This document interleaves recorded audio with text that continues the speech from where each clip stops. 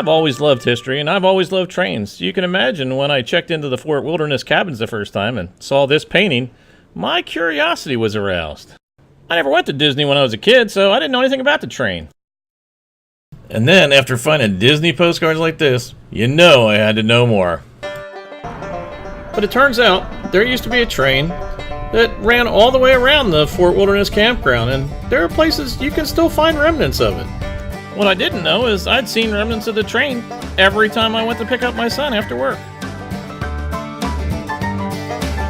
I ran into a bit of a weather problem the first time I tried to get some video of the remnants of the Fort Wilderness Railroad.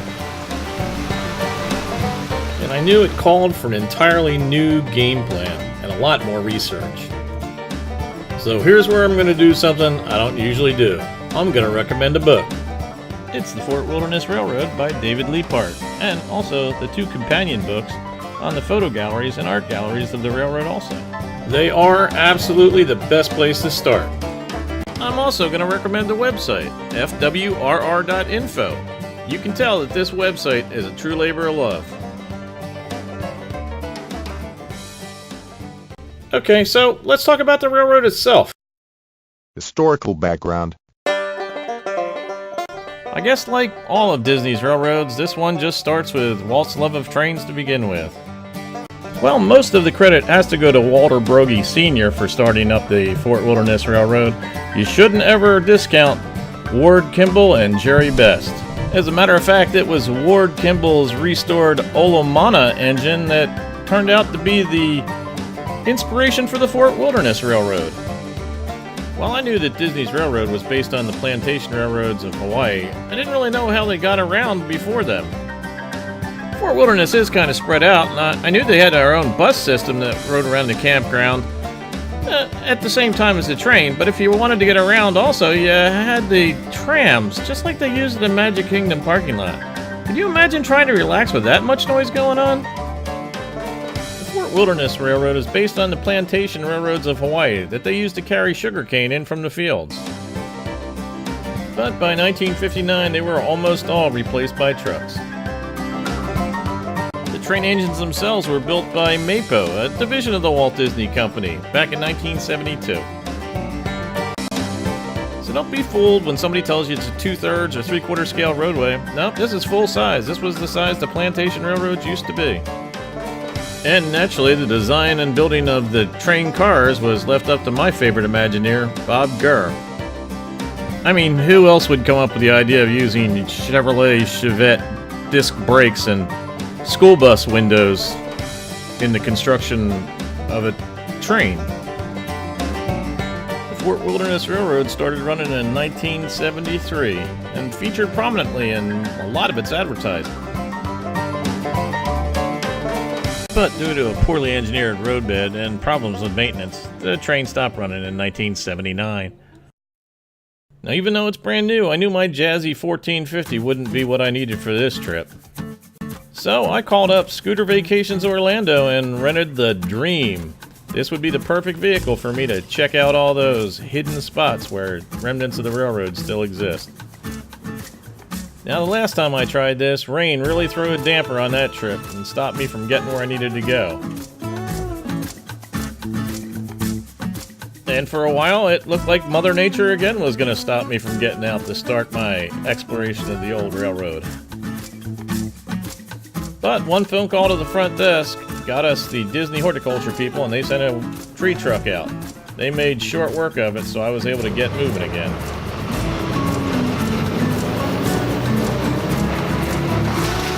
Something kind of satisfying about watching this baby get ground up.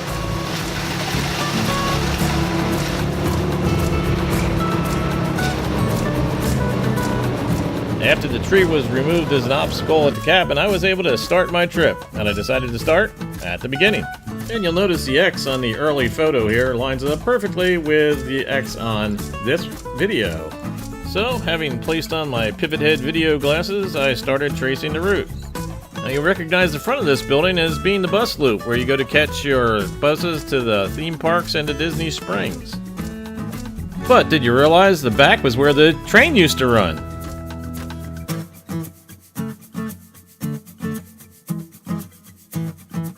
And I'm thinking there probably weren't this many golf carts here when the railroad first started operating in 1973.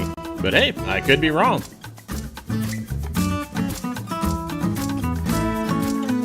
What made it a lot easier for me was the fact that it seems that the sidewalk just took the place of the old railroad roadbed.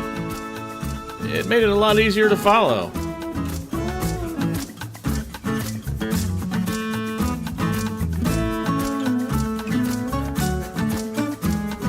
Now at this point, it looked like the most obvious route for the train to take was what is now the bridle path. Although I guess it could have crossed over at any point along here. It crosses over Fort Wilderness Trail and then heads off into the woods, where I faced my first obstacle. Well, of course, a closed gate. And yes, at this point I did turn around and go back to pick up the trail later on. Picking it up from the other side of the gate that I didn't go through, I started my first off-roading experience. I went down the old roadbed as far as I could get towards the gate, and then turned around and started filming from there.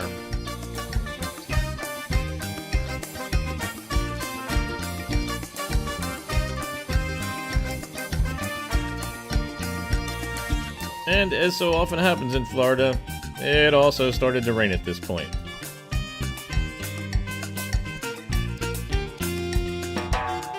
Although I initially thought I'd be able to wait up the brief shower, turns out this was going to be the end of the filming for today because the rain was going to continue and it was just going to get heavier. And having forgotten my Disney poncho, I was soaked by the time I got back to the cabin.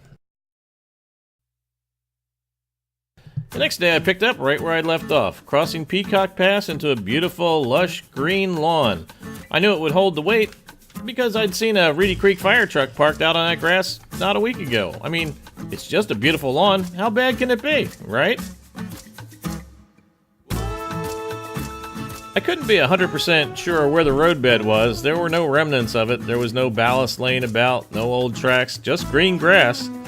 And the pictures show it winding just kind of a little bit back and forth as it paralleled along Fort Wilderness Trail here.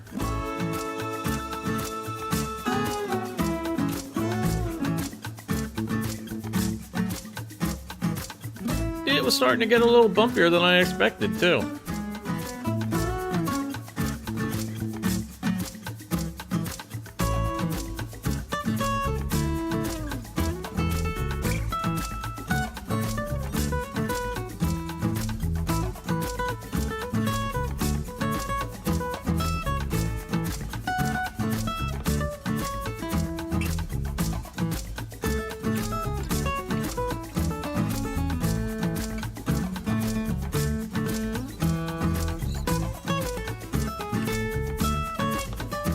At this point, there is a bit of a berm over towards the left side of the picture here, and I'm not sure if that was where the railroad actually went, or whether that was just a berm that was made when they constructed the cabin loops over there. Because remember, the cabins weren't there when the railroad was active in 1973.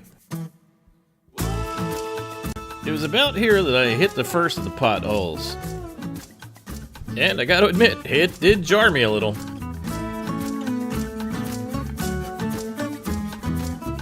And also at this point, I decided I'd just try and make a straight line across the grass and not try and follow anything off to the left-hand side there. But I was pretty sure by this point that the rails actually ran a little further back into the woods and not right out here where the grass was.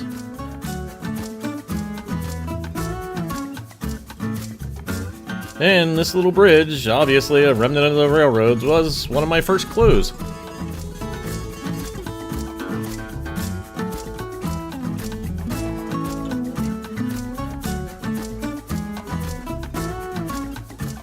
From here you can see the clearing ahead of you and which direction the railroad went right through the trees. So I started following it again.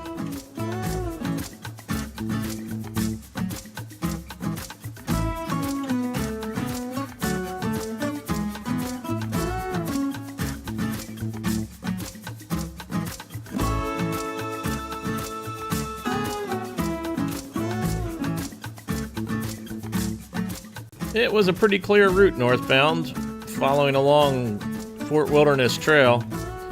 headed towards Big Pine Drive.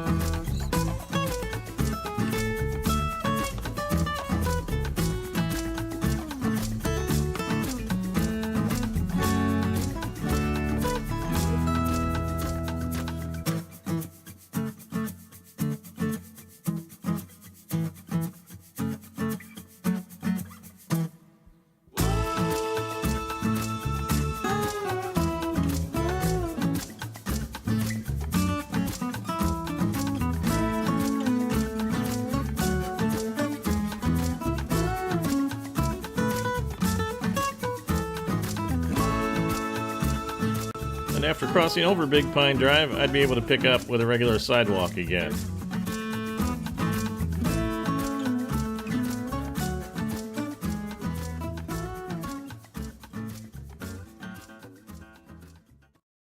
Now, once we hooked up with the southbound tracks and continued northbound, we'd be headed towards the Meadow Trading Post, one of the locations of the other train stations.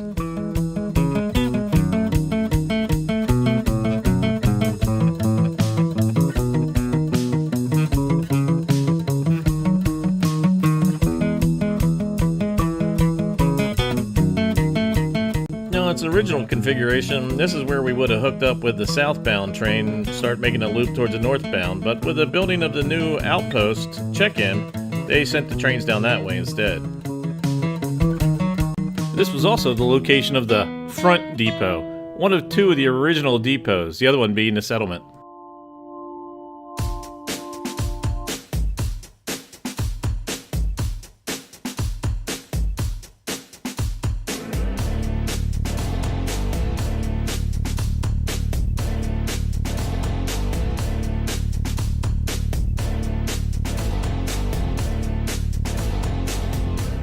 Crossing over the entranceway to the 1100 loop, this is an area where one of the many grade crossings would have been on the Fort Wilderness Railroad.